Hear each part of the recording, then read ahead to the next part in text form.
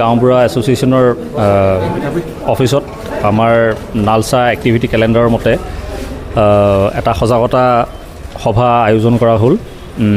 আমাৰ কোকৰাঝাৰ আৰু চিৰাং জিলাৰ যিখিনি গাঁওবুঢ়া আছে গোটেইসকল আহিছে আৰু তেওঁলোকক আমাৰ যিখিনি আইন, যিখিনি আমাৰ বেচিক প্ৰচিডিউৰ্ছ অফ ল' বুলি কোৱা হয়, সেইখিনি বিষয়ে তেওঁলোকক অলপ সজাগ কৰিবলৈ আজি আমি এই অনুষ্ঠানটো ইয়াতে অনুষ্ঠিত কৰিছোঁ।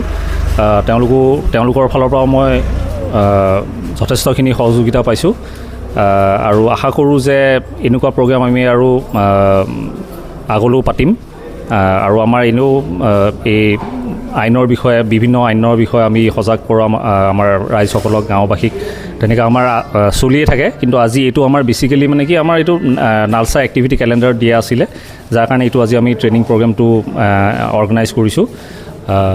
এইখিনি এইটো আমাৰ juvenile justice care and protection act যিটো আছিলে, তাৰপিছত আপোনাৰ বেচিক প্ৰচিডিউৰ্ছ অফ ল' আৰু তাৰ উপৰিও মই যিখিনি পাৰোঁ আপোনাৰ ধৰক আমাৰ যিখিনি পক্সো আছে বা চাইল্ড মেৰেজ আছে, সেইখিনি বিষয়ে মই তেওঁলোকক অলপ সজাগ কৰিছোঁ, যাতে তেওঁলোকৰ গাঁৱে ভূঞে যদি তেনেকুৱা কিবা ঘটনা ঘটে সেইটোৰ বিষয়ে মানে তেওঁলোকেও যাতে গম পালে মানে তেওঁলোকৰ গাঁওবাসীখিনিক জনাই এইখিনি তাতে কেছটো ছেটেল কৰি পেলাই শেষ কৰিব পাৰে।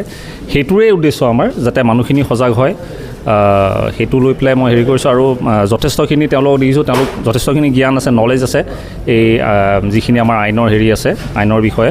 চ' সেইকাৰণে মই আশা কৰোঁ যে তেওঁলোকে ভৱিষ্যতলৈ এই আমাৰ আৱেৰনেছ বা সজাগতা সভাৰ দ্বাৰাই তেওঁলোকে গাঁওবাসীক বা মানুহসকলক সাহাৰ্য বা সহায় কৰিব পাৰিব।